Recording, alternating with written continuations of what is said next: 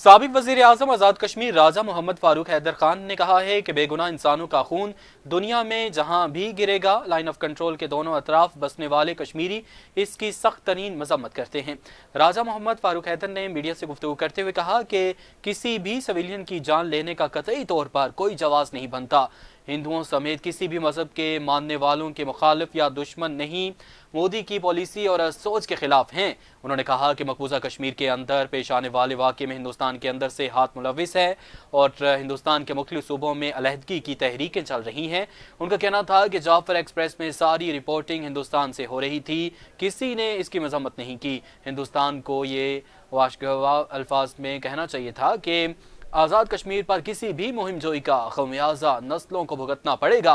फारूक हैदर का कहना था कि मोदी कहता है कि कश्मीर का मसला ख़त्म हो गया, अक़वाम मुत्तहिदा की करारदादों को कैसे ख़त्म किया जा सकता है। मसला कश्मीर के हल होने तक खित्ते में पायदार अमन कायम नहीं हो सकता।